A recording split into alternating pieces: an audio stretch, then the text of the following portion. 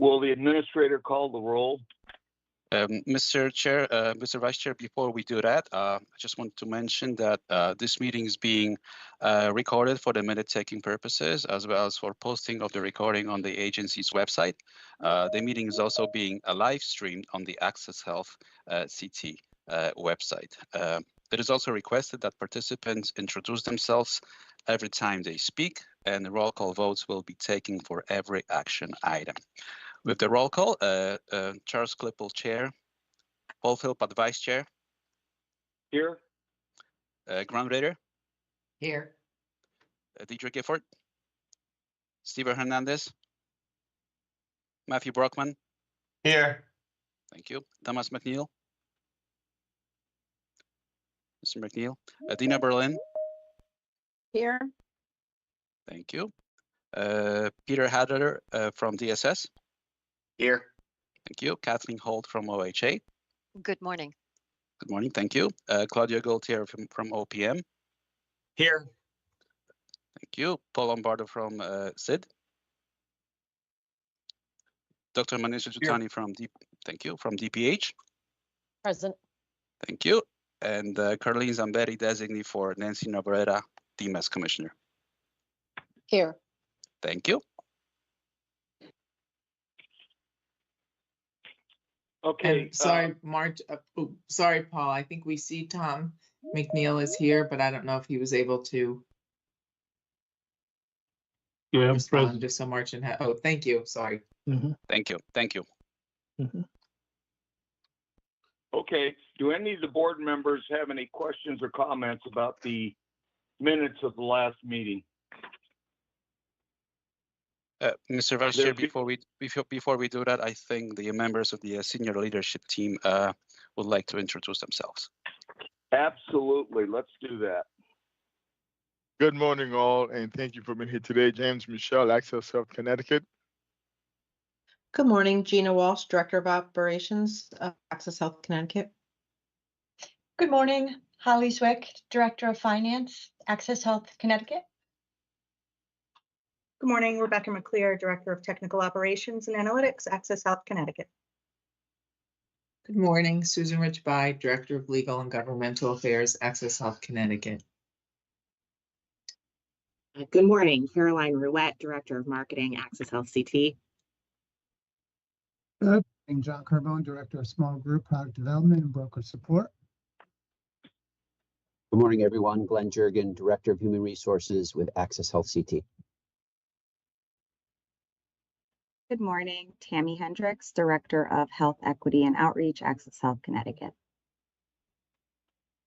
Mr. Chair, this concludes the introduction of our leadership team. Thank you. Thank you. Thank you.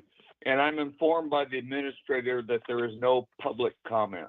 Is that correct? That is correct. That is correct, Mr. Vice Chair. We did not receive any public comments for today's meeting. Thank you. So that being the case, do any of the board members have any comments or questions about the minutes of the previous meeting? There being none, the chair will accept a motion to approve the minutes. Tom McNeil, so moved. Matt Brockman, second. Thank you. Is there any discussion on the motion before us? Mr. Vice Chair, would you like me to call the roll? Yes, please. Thank you. Charles Klippel, Paul Philpott. Yes. Thank you. Grant Rader. Yes. Deidre Gifford. Steven Hernandez. Matthew Brockman. Yes. Thomas McNeil. Yes. Dina Berlin. Yes. Peter Hadler. Yes. Kathleen Holt. I'll abstain as I wasn't at that meeting. Thank you. And Claudia Gaultieri. Yes. Thank you. Motion passes. Thank you. I'd like to turn this over now to our CEO, James Michelle, for the CEO report. Good morning, everyone. I am James Michelle, the Chief Executive Officer of Access Health Connecticut, and I hope you're all doing well, and thank you for being here today. Before we begin, I would like to welcome our newest board member, Kathleen Holt. Governor Lamont recently nominated Kathleen to serve as the state's healthcare advocate. Thank you, Kathleen, for joining us. And I also would like to take this opportunity to thank Sean King as he returns to his role as the general counsel for the Office of Healthcare Advocate. Sean, thank you very much for your support and guidance over the last year in service of our mission. But let me talk very quickly about what happened yesterday. Yesterday, we hosted our annual community conference, and we host this every year about 2 to 3 weeks before we start open enrollment. And the intent with that conference is to bring all of our partners, brokers, the carriers, our DSS, our community organization partners, all the navigators, to kind of give them an update on what's coming up in the coming open enrollment and the changes that we put in place, and also give them an opportunity to ask a lot of questions. Yesterday, we were very fortunate to have many of our elected officials with us. Again, the event took place in Waterbury, so the mayor of Waterbury spoke. So did as well as Senator Blumenthal, and also Congresswoman Johanna Hayes, and Senator John Hartley, who represents the Waterbury area. It was well received. Was well attended, well received. And we also had other state agencies there to disseminate information for a number of attendees. So I want to extend my thanks and appreciation to my team, particularly Tammy Hendricks, who headed this whole effort for another very successful event. So thank you very much.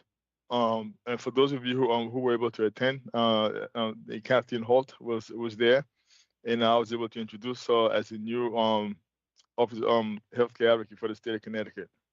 So Kathy, thank you for attending. Let me move on. Let me move on to give you a quick update on the 10 Clicks project that we just started doing. The goal of this project is to simplify the enrollment process for our customers going forward. We are focusing on a new technology platform to replace our current system, which was built over a decade ago. Finally, in response to last month's request for an example of how the individual coverage health reimbursement agreement process works for employers, we will forward a one-pager document that addresses that request to the board later on today. Also, we will be scheduling a training workshop for the board for us to demonstrate the new platform so the board can get a real feel for how this is going to work, and more importantly, how it's going to help employers. Regarding employers and their employees. Regarding our meeting today, we will begin with an open enrollment 12 update. We are prepared for this important time of year, as this is our 12th one, so it's becoming a bit more routine, but every year it changes. So we have to really stay on top of what we do on a regular basis. The open enrollment begins on November 1st, 2024 and ends on January 15th, 2025. It is important that the public realizes that when they enroll will impact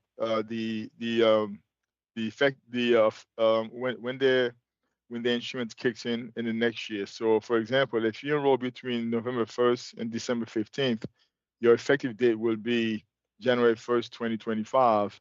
If you enroll between December 16th and January 15th, your effective date will be February 1st. So I want to make sure the public is aware of that. Katie Hearn, our Associate Director of the Enterprise Project Management Office, will discuss technology, marketing, and outreach preparation for this period. Carolyn Ruette, Director of Marketing, has put together a comprehensive marketing plan to ensure all Connecticut residents know when and how to enroll or renew their insurance with Access Health. And also, Tammy Hendricks, Director of Health Equity and Outreach, has planned enrollment events across the state of Connecticut in November, December, and January, so all people have access to expert person when they need it, where they need it. Then after that, Jackie Walker of Wakely Consulting will present this year's Consumer Impact Study and rate review. Caroline will then present the result of the recent survey about the impact of the Affordable Care Act on health and well-being here in Connecticut. We recently sent the result of this survey to the board. If you have any question about the survey, please do not hesitate to reach out to me or Caroline. And if time allows, Susan Rich-Beyer, Director of Legal and Government Affairs, will conclude the meeting with a legal and policy update on the Affordable Care Act. A couple quick updates on that. As many of you know, the enhanced subsidies are set to expire after plan year 2025. These enhanced subsidies were first made available through the American Rescue Plan Act, and they were extended through the Inflation Reduction Act. This is the last year they will be in effect. We are working closely with the National Academy for State Health Policy, otherwise known as NASHP, to monitor for updates. And we are working to supply elected officials with helpful information to support efforts for making this financial assistance permanent. We will provide updates as more information becomes available to the board. Thank you again for being here for our October meeting. I will now pause for any questions.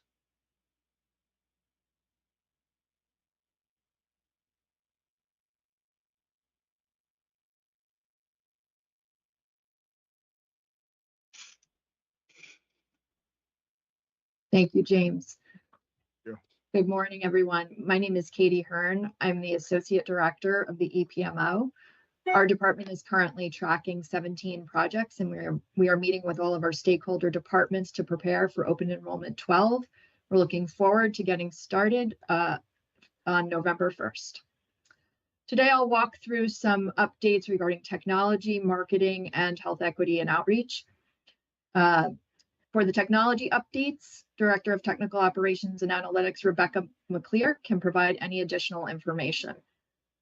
Each year prior to open enrollment, we have a system release. This year, our most recent system release was deployed successfully on October 4th. As I mentioned at the September meeting, this is the first OE in which those enrolled in catastrophic plans can be crosswalked and auto-enrolled into other qualified health plans. Catastrophic plans are typically available to those younger than 30 years of age. So now individuals aging out of catastrophic plans can be crosswalked into comparable coverage. For open enrollment, we have updated the QHP renewal options display, the screen a bit, to improve the customer experience. And this OE, for the very first time, deferred action for childhood arrival recipients will be able to enroll into qualified health plans and potentially receive financial assistance. We have some projections provided by the Tech Ops and Analytics Department at the bottom of the screen there. The first projection is for expected customers for total QHPs. But below that is for Covered Connecticut alone, and below that is for standalone dental plans. Just for some context, our current QHP members number stands at 137,958 as of yesterday. Also, I don't have it on this slide. If you want to just go back to the technology slide, sorry, thank you. But I wanted to add an update from Plan Management. Plan Management has made some recent enhancements to the consumer portal. Member cost share amounts are now reflected for 27 of the most frequently utilized benefits. And we've added language to specify when a plan deductible may or may not apply to a covered benefit or service. These changes are part of our ongoing efforts to educate our consumers throughout the plan selection process. Thank you. Next slide, please. Now I have some updates from our marketing department. Director of Marketing, Caroline Rouette, can provide further information. Marketing is now finalizing its targeted multimedia campaign and its PR strategy. The marketing department is also finishing its direct-to-consumer content and is reaching out to Covered Connecticut members and prospective Covered Connecticut customers. And marketing has also developed brand new website content and flyers, which have been shared with our community partners to provide enrollment information for DACA recipients. Next slide, please. And the last OE update slide here is for health equity and outreach. There are many health equity and outreach activities planned in preparation for OE and during OE. If you need any more information, Director of Health Equity and Outreach, Tammy Hendricks, can provide further details. We have our online Healthy Chats open to the public each month, and also online chat and learn meetings available to our community partners each month. Another enrollment fair has been added to the schedule, so we have plenty of in-person help available this OE, 25 enrollment fairs throughout the state. We have in-person help available at our Navigator sites, and we also have ongoing help during the OE period at the East Hartford and Stamford libraries. Thank you very much.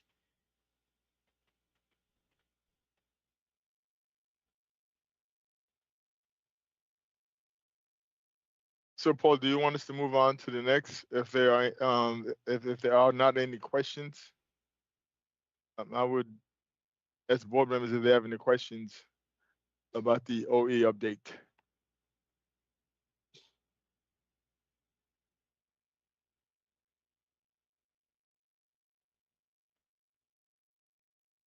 Okay. Jackie, you're up. Thank you. Can you all hear me okay? I'll make sure. Yes. Okay, wonderful. Thank you. So good morning. My name is Jackie Walker. I am a consulting actuary with Wakely Consulting Group. I'm stepping in for Julie Andrews today, but I will be walking you through the results from the rate review and consumer impact analysis report. So today we'll be covering the plan offerings available in 2025, how those rates have changed, and then also review some examples of how enrollees may be impacted by those changes. Continue on. Our plan offerings crosswalk is relatively straightforward this year between Anthem, Chi-Chi, and CBI. All plans offered in 2024 will be offered in 2025, and all plans will still be available statewide. As part of the overall consumer cost, I think it's important to understand metal tier election and the eligibility for cost sharing reductions, as this is a driver to what the consumer pays. So we'll first explain actuarial value. A plan's metal tier is defined by its actuarial value as calculated using the federal AV calculator.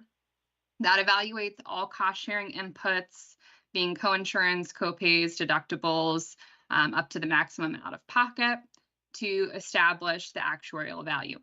So the actuarial value can therefore be described as the portion of claims payable by the carrier versus the portion payable by the consumer. So for example, in a standard silver plan, as shown in the table on the bottom right, the carrier would be responsible for about 70 to 71% of medical claim costs, and the consumer would be responsible for the remainder. While for a bronze plan, the carrier would only be responsible for 61 to 65% of claim costs. Keep in mind, a consumer's responsibility is limited each year by their maximum out of pocket, which does vary by plan, but may not exceed $9,200 for 2025. And premiums are not a component of what is going into the cost sharing cap. The ACA also provides cost sharing assistance to those consumers enrolled in a silver plan below 250% of the federal poverty level. Consumers that qualify may be eligible for reduced cost sharing, that being lower copays, coinsurance, and deductibles, thus increasing the standard silver AV from 70% up to 73%, 87%, or 94% AV, as represented in the graph there on the left, the red being the subsidized portion. This information, keep in mind, is independent of any state program that may impact cost sharing, such as your Covered Connecticut program. On the next slide, as of September 2024, 89.6% of enrollees are eligible for subsidies. This is compared to close to 70% of those at the beginning of 2021 before the ARP subsidies. So this slide provides a snapshot of metal level selection by enrollees through the year. The left four columns show the metal selection, This is for on-exchange enrollees by year. In 2021, we actually saw a reversal of the prior year's trends with an increase in silver plan enrollment, so decreasing before 2021, and that increase has continued into 2024.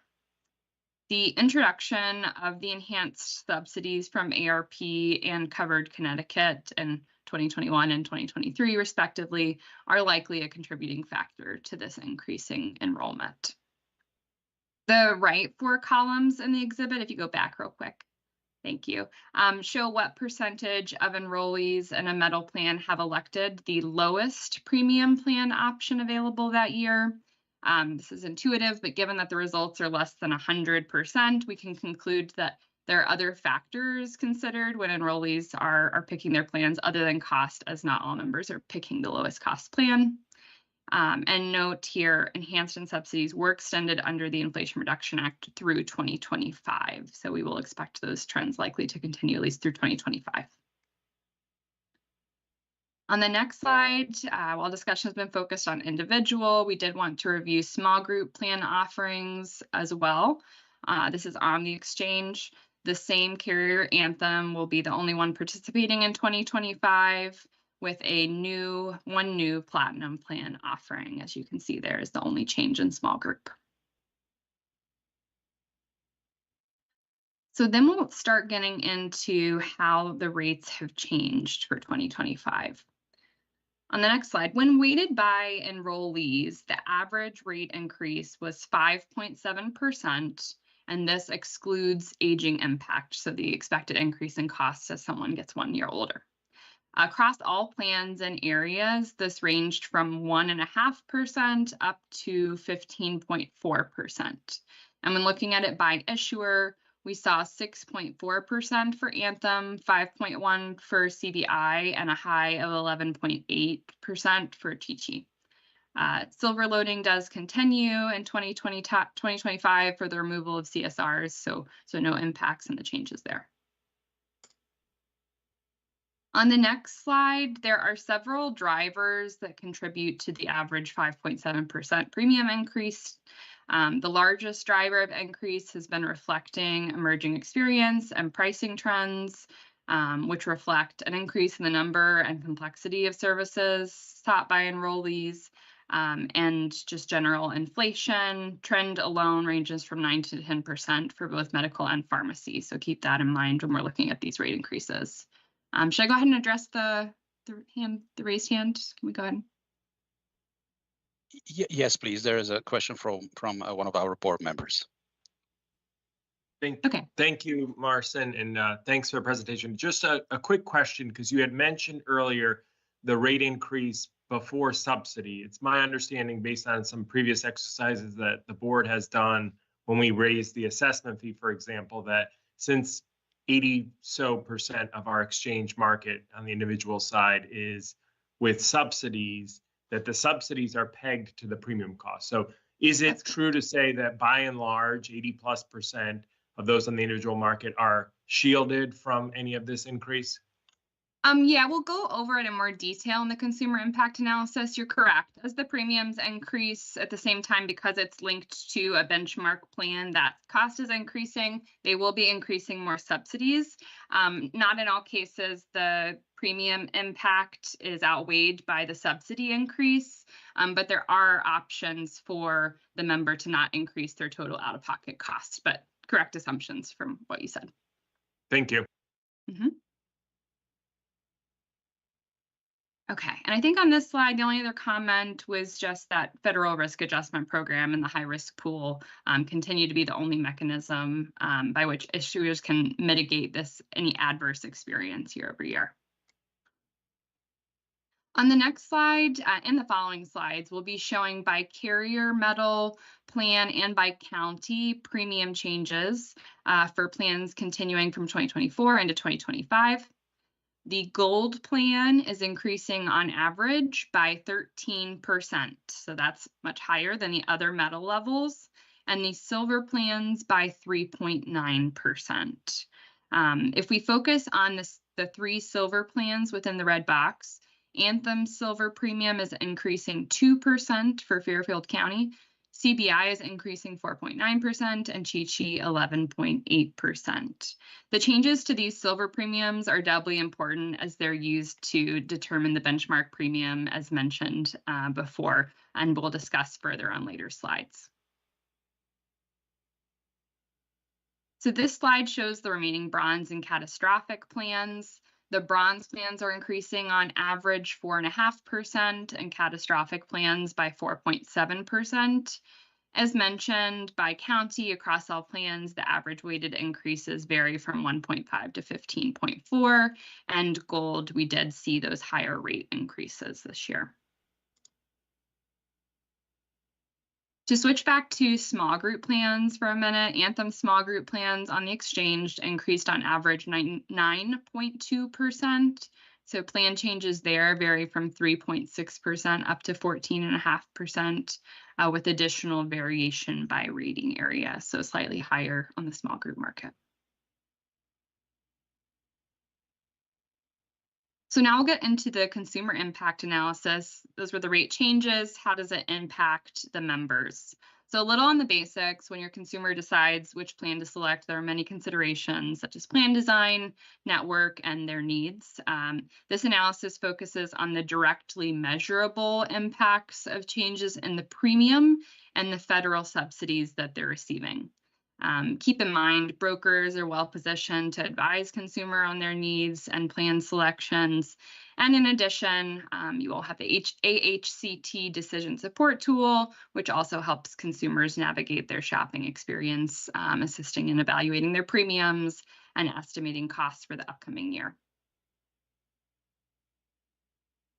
So the premium consumer impact analysis uses weighted average calculations based on exchange enrollment as of September 2024. Note that premium changes do vary by age, county, income, plan, and household size. So this could look very different depending on which household you're looking at. On the next slide, we provide some important definitions of components that are used in evaluating the consumer impact analysis. So the benchmark plan is defined by the second lowest cost silver plan for essential health benefits only. So as mentioned, that is the driver in the subsidies that members will receive. Obviously, members can pick a non-benchmark plan, but pay the difference in cost. So ultimately, the benchmark plan and the plan selected by the consumers define the advanced premium tax credit paid by the federal government and may be referenced as the subsidy. And lastly, we also recognize that Covered Connecticut program that started in July of 2021, the impact of Covered Connecticut was not incorporated in this analysis. We're just looking at the impacts of federal subsidies. The benchmark premium plan is changing in one county only, and that is Fairfield.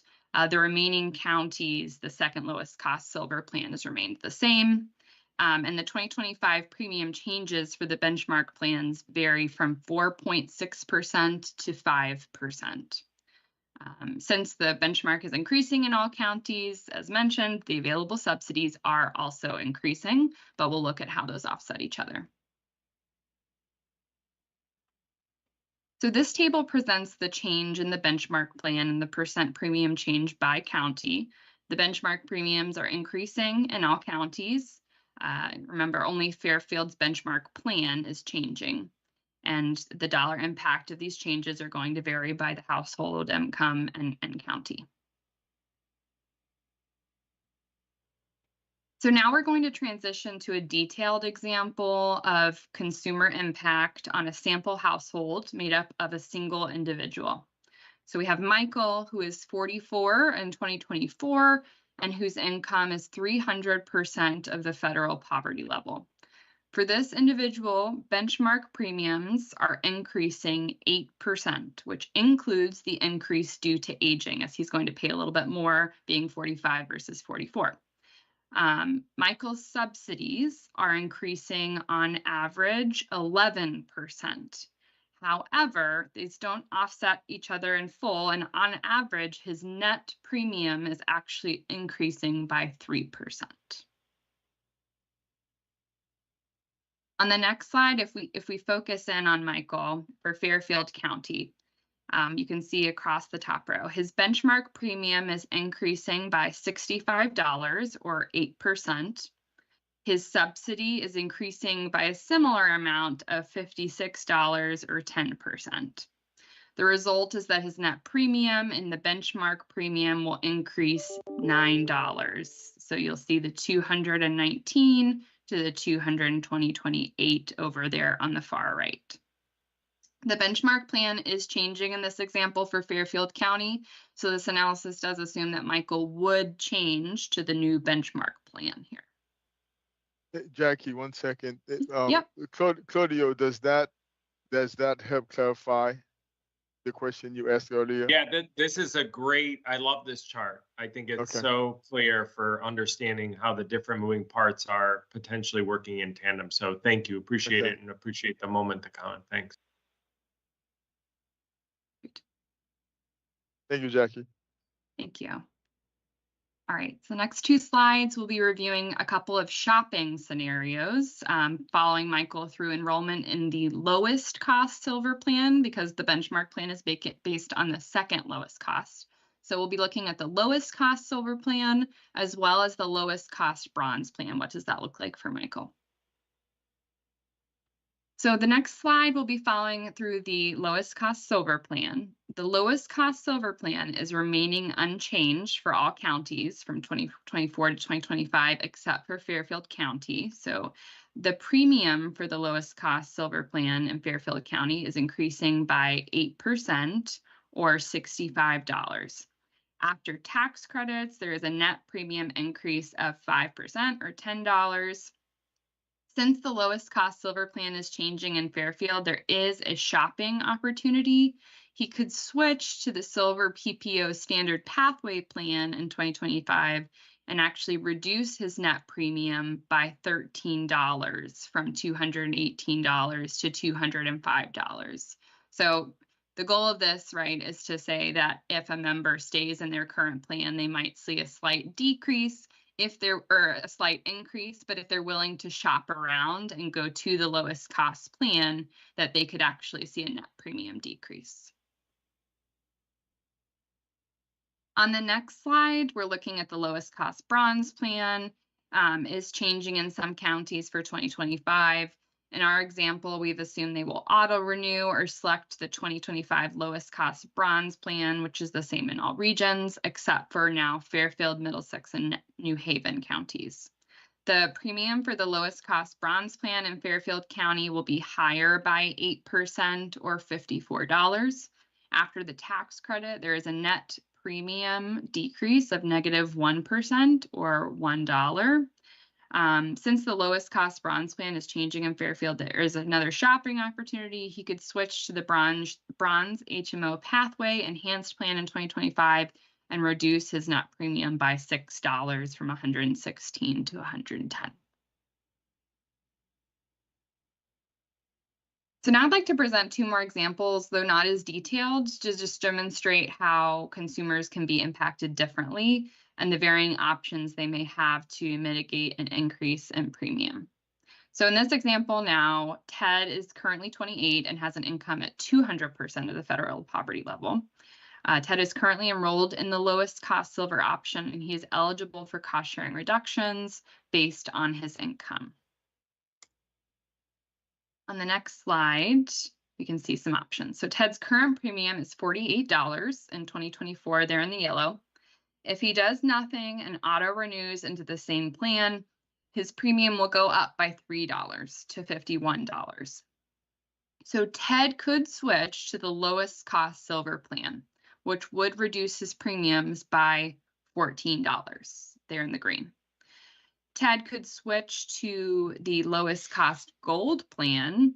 However, this would increase his premiums by $46. Additionally, because Ted is eligible for the cost sharing reductions, moving from his current plan, which has an AV of 87%, to a gold plan, which has an 80% AV, this would actually mean higher cost sharing for him in the forms of copays, coinsurances, and deductibles.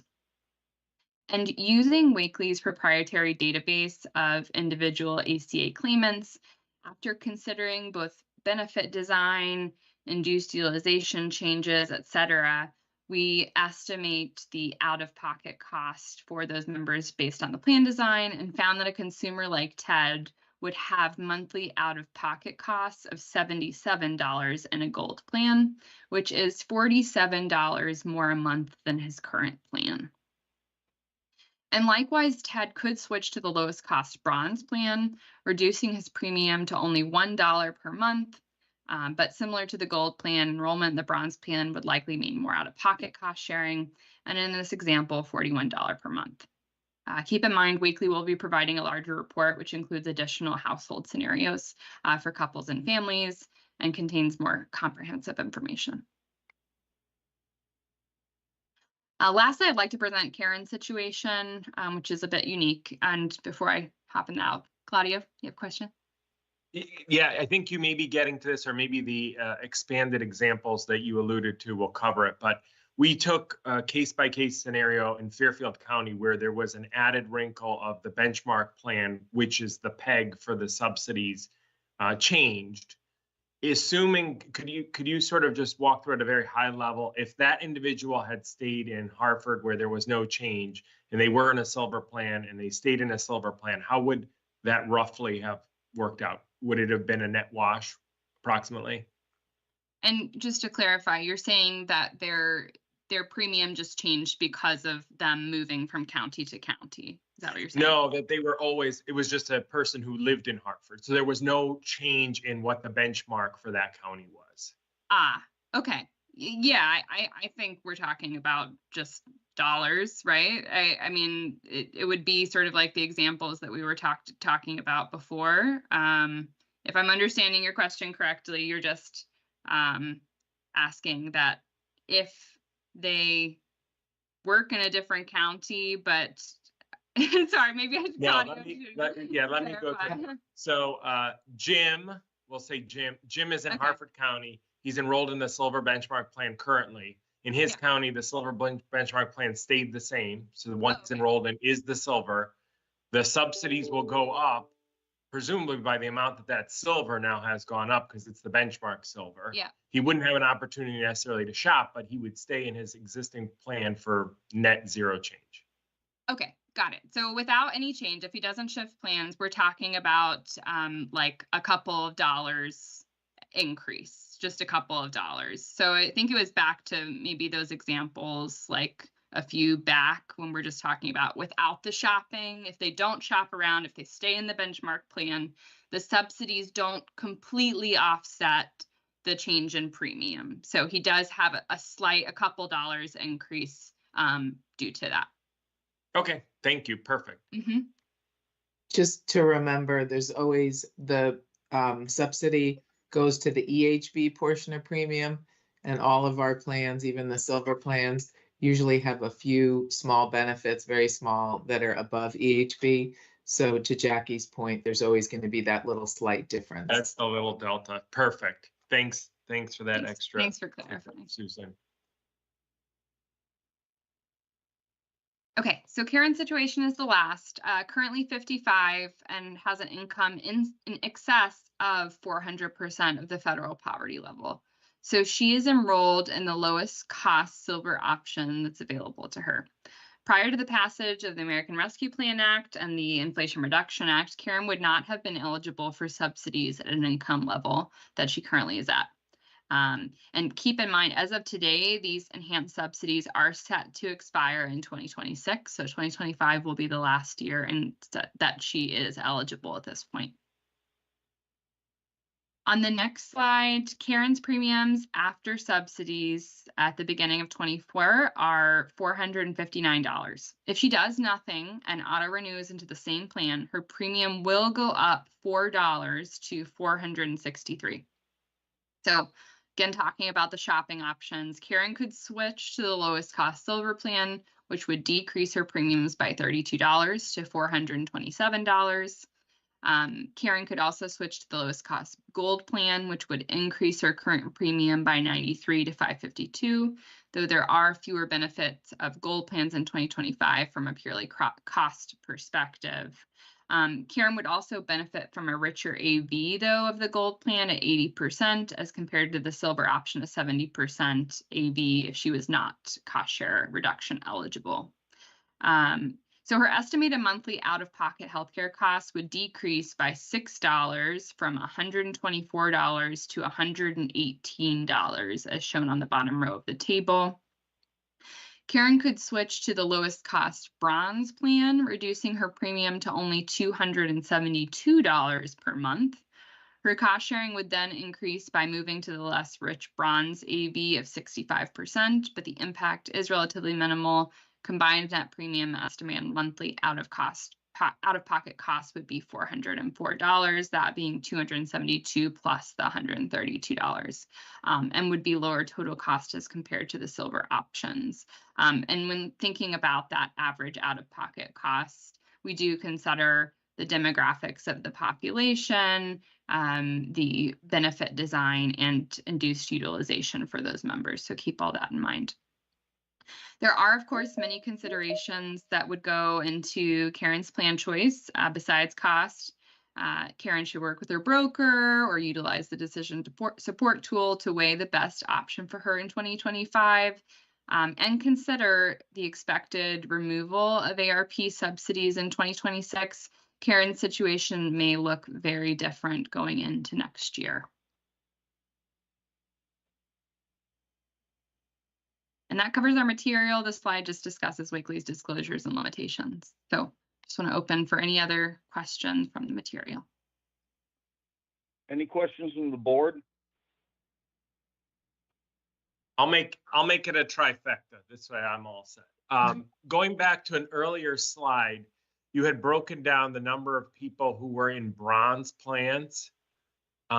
Knowing that, I think the board has talked about this a couple times previously, that there still remains a pretty significant number of people in bronze plans, and our assumption has always been that the vast majority of them may actually be missing out on cost share reduction subsidies if they went into a silver plan.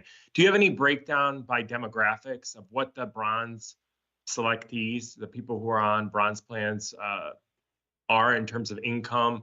And whether that is the case, how many people on bronze are forfeiting the cost share reduction subsidies that would be available under silver? It's a good point. I don't have it on hand what that division would be, but the 24% that I'm seeing that were enrolled in bronze in 2024, we could break that out into who's eligible for CSRs versus not, and have that as a follow-up, if that would answer your question. And Claudio, we also have that information as well, and so we could do that analysis and get back to you, to the board, get back to you with that one. Because we've done that, we've looked at that in the past, identified folks who may be eligible for co-sharing, but they're still picking a silver plan. They're still picking a bronze plan, and we have some soft stops on our website. If you are eligible for a co-sharing plan, and you choose not to exercise it, we do something. We have a pop-up. At least we used to have a pop-up. I'm pretty sure we still do. That tells you, hey, you know what? You may be leaving some money on the table. Right. You're sure you want to do that? Yeah, James, and I'm thinking exactly to that point, because we've had the discussion. I know you guys have taken some interventions to make it more of a nudge, to nudge people in CSR. So it'd be good to look at year over year, are some of the interventions working? What else can we do in that space to more call out a benefit that may not be taken advantage of? Or maybe the data for this year will show that some of those pop-ups and outreach work is working, in which case we could sort of lean in on that and continue to see progress. So I'd welcome any feedback, James, that you have, or if Wakely has it readily accessible, I would be very interested in that. And we also do some direct connections with we give some email notices to any bronze plan holder to advise them to shop and compare that they may benefit from. Again, we do that directly to all bronze members, to all bronze policy holders, to encourage them. So we'll do the analysis and we'll see what the trend looks like, and we'll get back to you and the board, Claudia.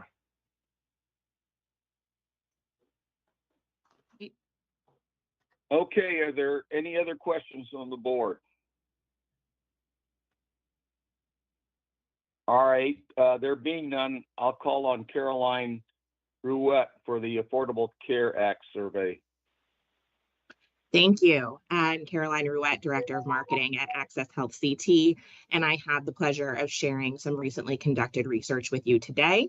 First, we'll talk about what we did and why, as well as how, and then we'll dive into our learnings and what we're doing in regard to next steps based on what we've learned.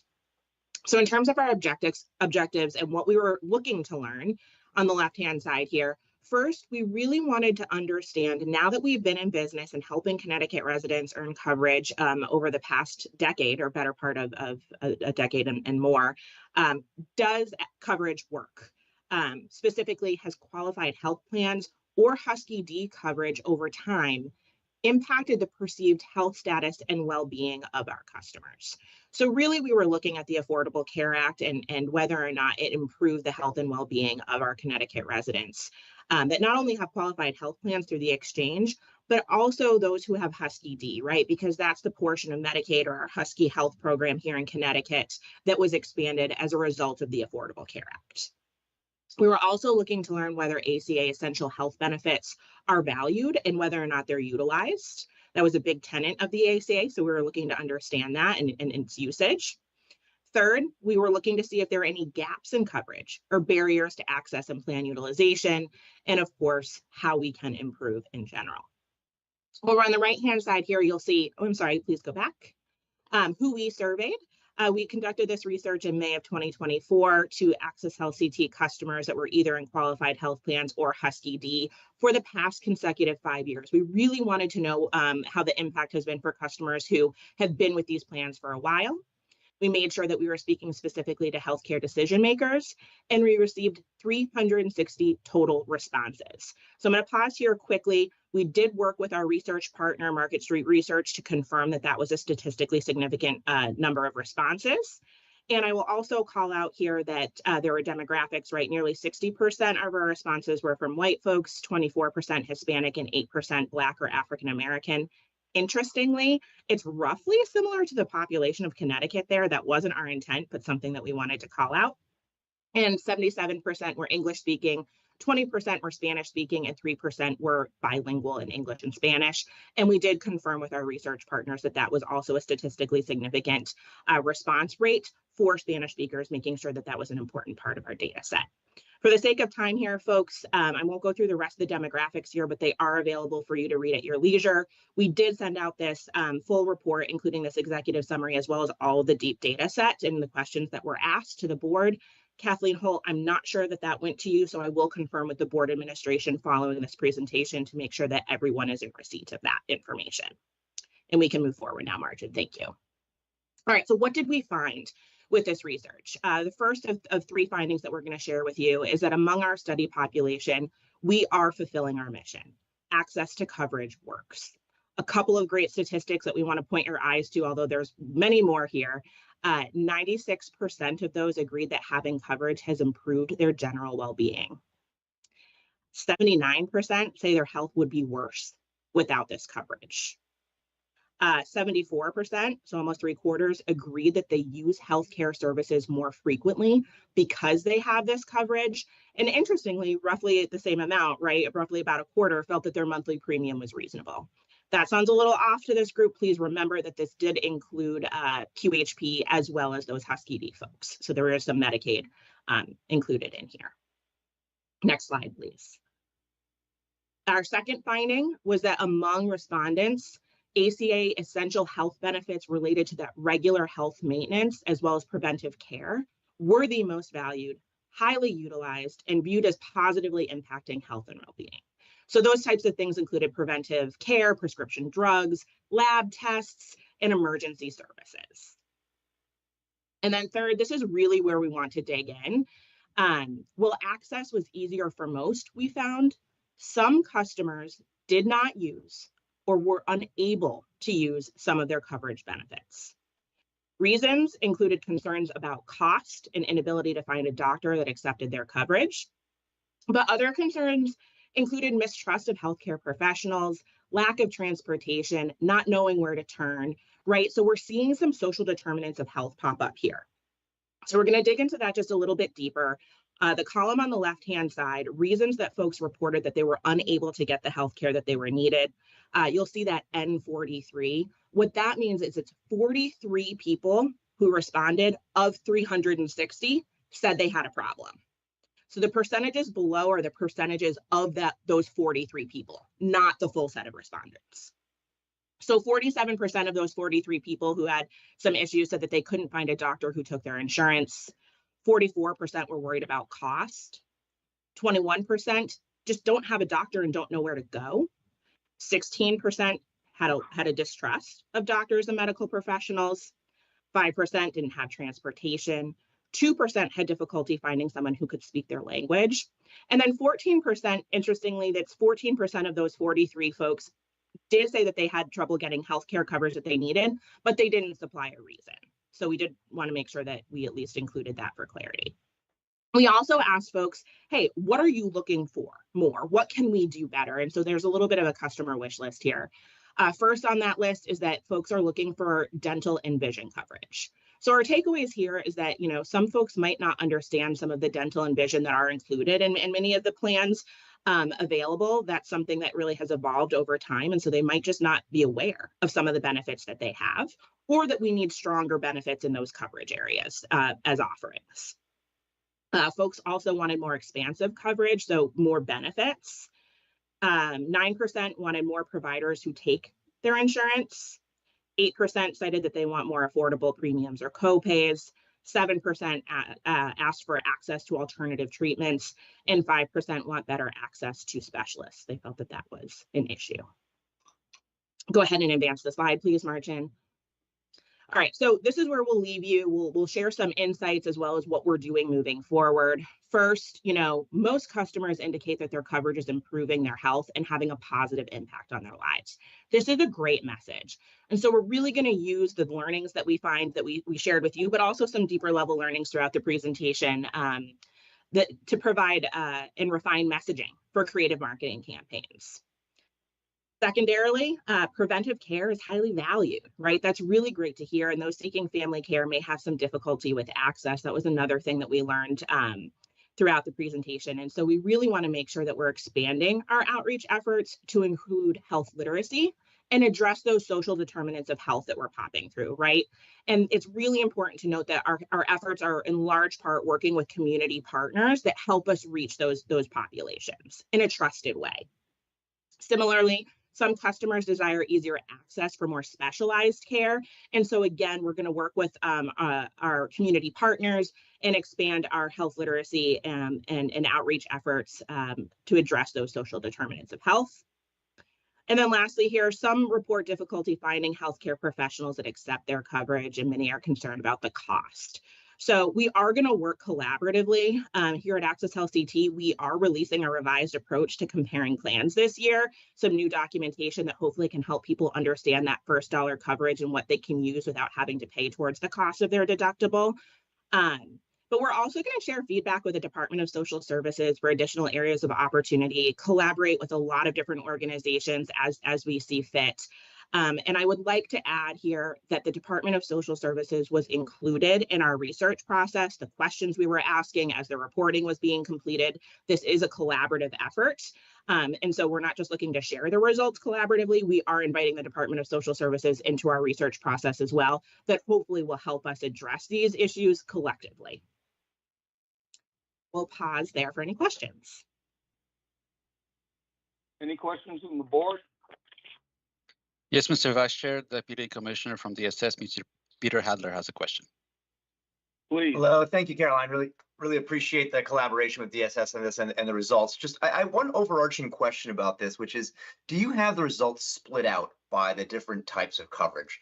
I would be curious to get some insights if there's a critical mass of the survey respondents who may have been enrolled in Medicaid versus Cover Connecticut or QHP, to see if there's any differences in the responses, about whether certain populations are having differing experiences, and whether there's any insights to be gained from that. So I think if there's a way of splicing out the survey data to to sort of see what the folks who are enrolled in Medicaid were saying versus those who are enrolled in a QHP, that might be enlightening.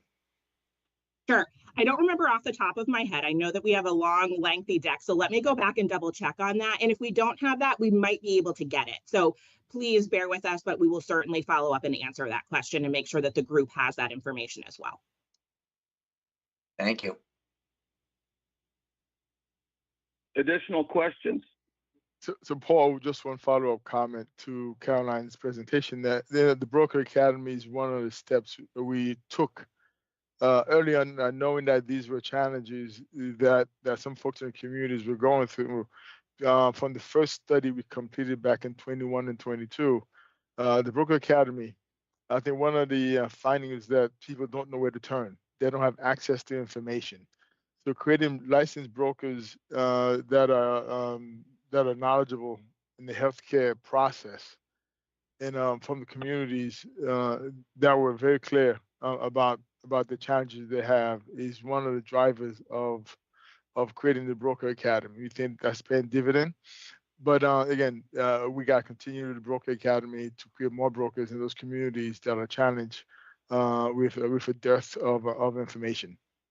I just want to put a plug in for the Broker Academy, why we're doing it and why we're going to continue to do it. That we think that there's a need, continues to be a need, and we will continue the program to help those who don't have access to information at this point. That's a great plug, James. Thank you. At this time, I'm going to ask Susan Rich-Bai to give us an ACA policy and legal update. Susan, I know you usually get cut out of the agenda, but you're on now. Come on now, I have 3 whole minutes. Thank you very much, Mr. Vice Chair. Susan Rich-Bai, Director of Legal and Governmental Affairs. I'll go through this quickly. Braidword versus Becerra is the case that we have been following for quite a while. This is the one challenging the preventative services mandate in the ACA that started in a court in Texas. The Fifth Circuit Court of Appeals did rule back in June, and they held that the U.S. Preventative Services Task Force, they upheld that part of the lower court's ruling that those recommendations were unconstitutional. But the good news is they limited it to the defendants in the case and did not issue a national stay. So it is not a national stay right now, and they actually sent it back to the lower court to review the other recommendations of the case. So for now, that's good news. But obviously, the challenge does continue. If you go to the next slide, Marcin. As James mentioned earlier, this is something we've been following very closely and working with our colleagues at the other exchanges through the National Academy of State Health Policy. Hopefully the extension or making permanent the enhanced subsidies under the American Rescue Plan Act that were continued in 2022 under the Inflation Reduction Act. We know, as we looked at the presentation by Wakely, how important those enhanced subsidies are to getting more people covered, and also for people to be selecting a higher level of more comprehensive coverage, because those subsidies really do help make a difference. So efforts are underway in Congress. There were congressional letters of support from the House and Senate. Our delegations signed on. We also signed on to support letters with the other exchanges on this. There was a hearing held by the Senate Finance Committee on continuing the entire Inflation Reduction Act, so not just the enhanced subsidies, back in September. And right now, what our folks in Washington are telling us is that they need to really build a greater awareness for the need to make them permanent, the real impact that will happen if these are not extended past 2025, which is the last plan year that we were looking at in the Wakely presentation, that there would be a big change for 2026 if they're not extended. And then Marcin, if you just go to the next slide, please. Finally, because this is an election year, as usually happens, and there will be a change of administration regardless of who wins the election, HHS always works to get the notice of benefit and payment parameters out early, and it was released on October 4th. This is the rulemaking that the agency will do for the coming year, meaning 2026, for both exchanges and for issuers. The comment period's a little shorter. The comments are due by November 12th, so we'll be working on reviewing the rule and submitting comments. The final rule is likely to be out in early January before the change of administration. And generally, this notice of benefit and payment parameters builds on the efforts that the Biden administration has been doing over the last 4 years to expand access to affordable and comprehensive coverage, excuse me, while also reducing administrative burdens and advancing health equity. All things that we here have been working on very hard as well. So with that, I will turn it back to you. We're just 1 minute over, James and Paul. Thank you. Thank you, Susan. James, anything on future agenda items? Just three quick items. Our call center RFP. We are reviewing the responses now. So we are looking to go live with a new vendor by July of next year, of 2025. And also our 10 Clicks project. As I mentioned earlier, the other one is the ICHRA, individual coverage health reimbursement agreement that we are going to do soft launch on July 1st of this year. And we're going to schedule a demo for the board, hopefully within the next week or so. And finally, we have a number of audits that are going on that we'll be presenting to Claudio's committee, finance committee, in November, and ultimately to the board as well. So those are the big items going forward, and not to mention open enrollment in about 2 weeks. Thank you, James. Thank you. Are there any additional comments, questions, anything for the good of the order? There being none, we'll entertain a motion to adjourn. So moved. Do we have a second?